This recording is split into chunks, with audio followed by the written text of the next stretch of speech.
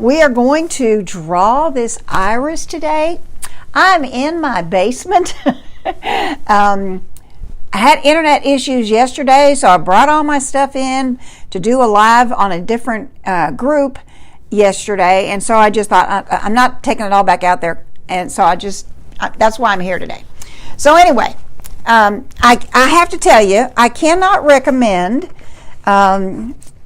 this particular sketch pad. It says it's acid free, which is fine. Lightweight. It's too lightweight. It's 50 pounds, and I've had this for a long time. I've got a lot of simple sketches and stuff in here. I happened to pick this one up and took it with me the other day, and I drew this while I was waiting for something. So it brought back to mind all the things I don't like about it, and I just want to make sure that, you know, if you're going to buy a good sketch pad, don't buy anything that says lightweight, and don't buy anything that is under, I don't know, 70, 80, 90 pounds. 50 pounds is just too light a paper. You poke pencils through it easily, and it gets messed up in the book. The pages don't hold in well, so I don't like anything about it. Anyway, we're going to get started. I just taped on a piece of good sketch paper, and it came out of a book that I bought, and I probably bought it at Walmart. Okay, so you don't have to spend a fortune, but buy something that's got some weight to it. Open it up, feel it, and this is a fairly good paper. Now, I am using right now an 8B pencil, and I sharpen mine with a X-Acto knife, so they look a little weird sometimes. But we're going to go ahead and get started, and you're not going to see me maybe as much. I'm going to try to turn this camera a little bit more towards the drawing. There we go. Okay. You'll hear me, but you're not going to see me necessarily. Okay, I'm going to start out at the very top. First off, you don't hold a pencil like this when you're drawing. It's an overhand hold, and it helps you to be a little looser. So I'm going to draw this first petal over here, and I am just kind of jerky, and that's how I want it. I'm going to need all those things for the feathering of it. Okay, so then here comes the inside, and it can come all the way in like this. I'm also using an 8B pencil, which is darker than I normally would use, but in order for you to see it, I have to use something like that. So this one here, I'm going to bring it way out here and then bring it in. And I'm just letting my pencil just go almost where it wants to go. Okay, so now I'm going to do the inside petal. It's the farthest one back, and it's not all, it's kind of flipped back. So you're only going to see a portion of it. Okay, so there's that part. Now this petal over here comes out as far, and it might even go off your paper. Okay, so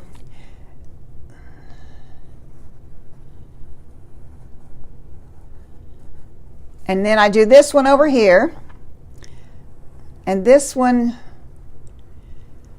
is going to come way down and out and then back in. So there's really no rhyme or reason where you move your pen. You just kind of let it go. Now this one here has to be very wide.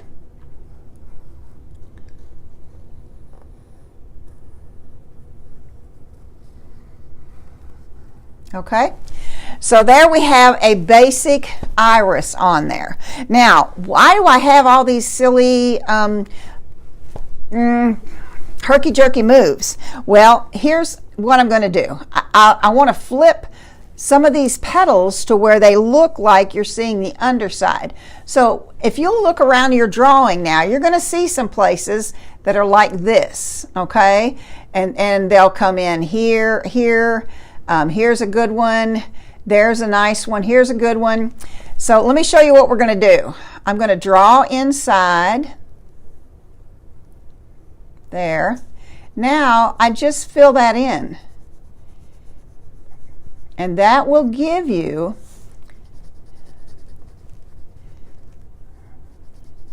the illusion that that petal is flipped.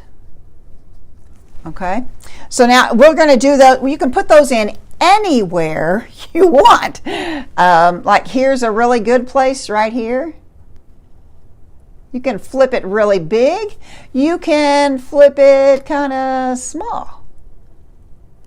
Okay, and what have I got over here? Here's a good one right here. I like that one. And I'm going to do one right in here, I think. There we go. This one here, you don't want too many. One or two per petal is really all you need. Here's a really good one right here. Now you can also put one right in here. You can either use this or you can make your own. And there I sort of did both. I used what was there, but I also made my own. So now I can just come back in. Now I know where the flips all are, and I can color those. See, it's tempting to put another one right here. Let's just see. Not a big one. There we go.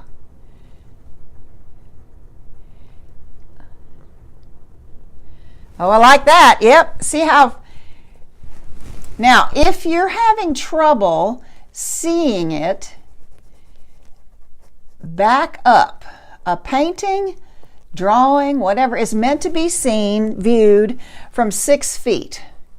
So if you've got it on there and you're like, I don't see it, put it up against something and walk away.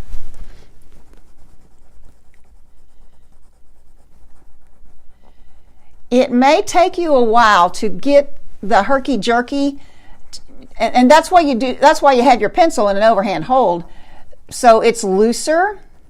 You remember you're drawing a painting. You're drawing a drawing, not writing a drawing. Is what she's trying to say.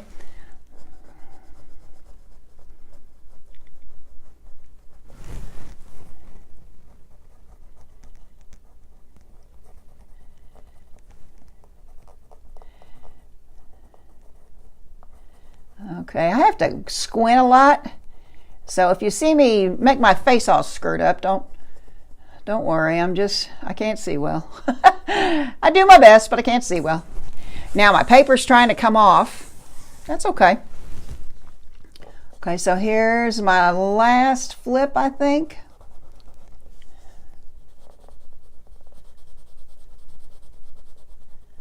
With this short pencil, it keeps trying to go back to a regular pencil hold. Okay, so that looks pretty good. I think. See, I could put something else in here, and it would be then this would be very thin. Let's see what that looks like. Okay.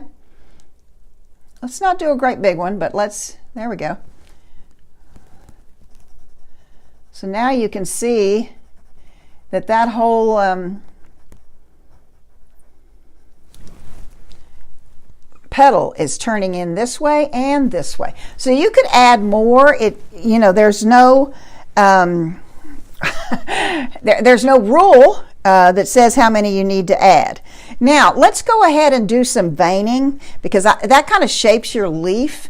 Now you don't want your vein right in the middle, okay? Because you're looking at this sort of on the side. So your main vein is going to be up this way. And it's not as heavy. Okay, had a phone call. You might start out heavy here, and as you come along, let the pressure go to where you're barely touching it. Okay, so let's get all the veins in here, the main vein. Now this one can't be, you don't want it to just be straight. So you're gonna start back here, and it's going to come this way, and you're going to get lighter pressure, so lighter stroke. You might not be able to see that right there. So here again, we're going to come this way. we could end up, oh, we're right there. Okay. Lighter, lighter, lighter. Turn it down. There we go. And here, we're going to go, now these are back here. So you have to kind of think about this a minute. Let's do the center one. Now this one here, let's say we're seeing lots of the inside of this petal. So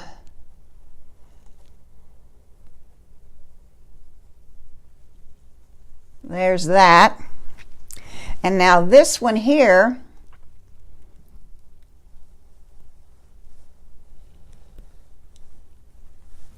okay? All right, so we're looking pretty good so far. Now, the next thing we can do is we can put in some little ruffles. Now, they're kind of fun. Like right here, you're going to start with that. See that little jag right there? You're going to bring that line in, and then you're going to kind of just outline it.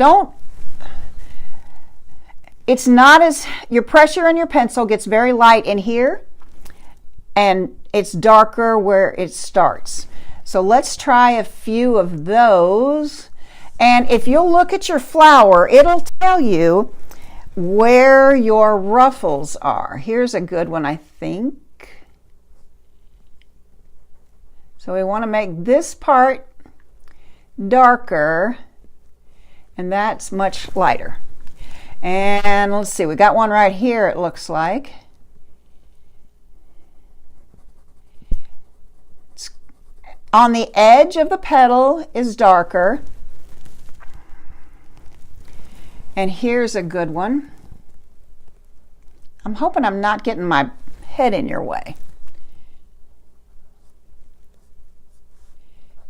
So it's dark there, and then you release that pressure as it comes out. Or like this one right here.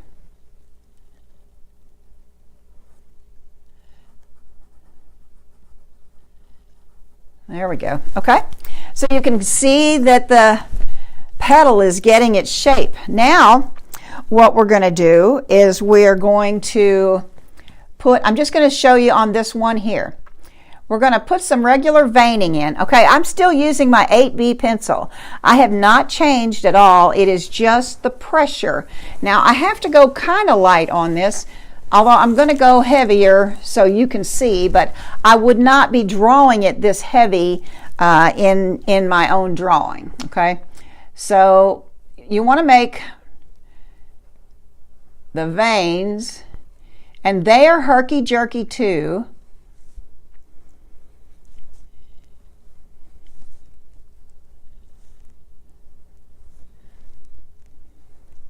They come off the center vein.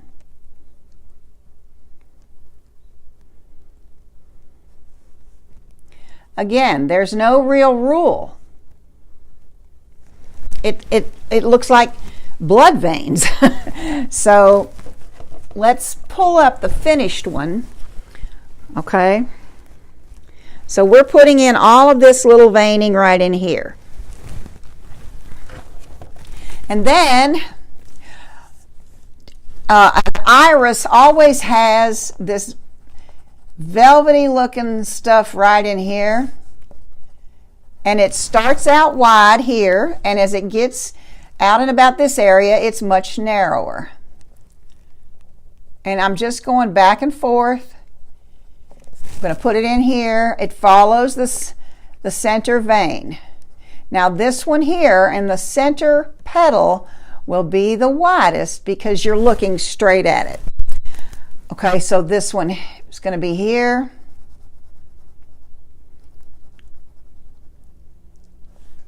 And here. And here. And on the center one here. Okay. So you're going to do just exactly all of this in each of these petals, okay? Now, the next thing you might want to do is, I did some shading in my petals, and I'm going to darken that center guy up. Okay, now, and the only reason I did it, because I had time and I was playing around, but you can take your pencil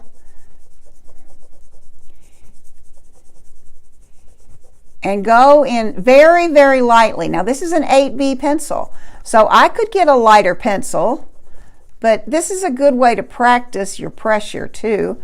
So now, if you're coming over here, you want these lines to go this way. You want to let your pencil or your brush do as much of the work in any drawing as you possibly can. Okay, so now you can really see how different this looks. Now you could also, as you're working it, you might think, yep, this one here is flipped, and that's fine. You can put in more feathers, these things that I'm calling feathers, okay, ruffles. Now let's go ahead and get our stem in. The stem starts back under here, comes down,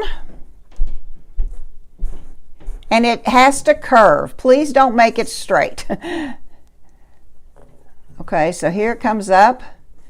So now we're going to make this stem in here dark, so you know it's part of the stem.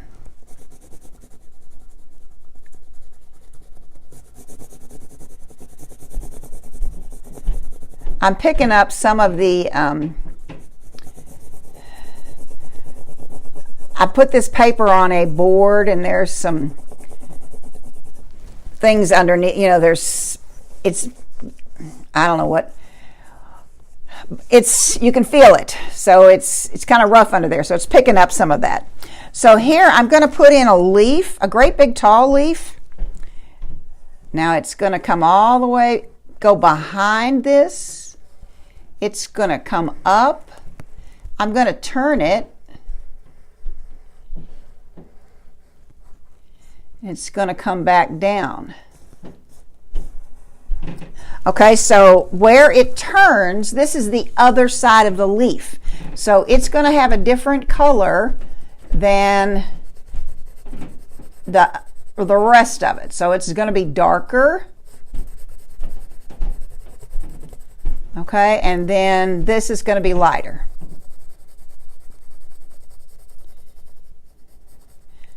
So you can see that that has turned. Okay.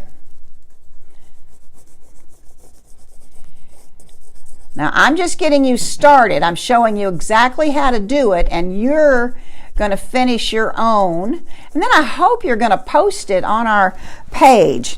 Now you can put in more leaves if you want. You could have one that came in front of a petal. Sometimes new artists don't like doing anything like that, but it's okay. And then to put some grasses, let's just go ahead and draw one here.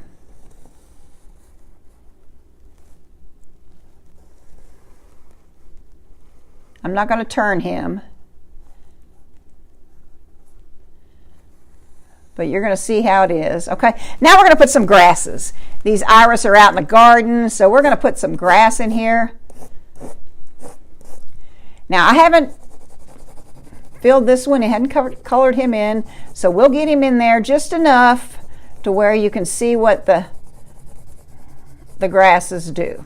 Okay, so you've got to have them going in more than one direction for it to look real.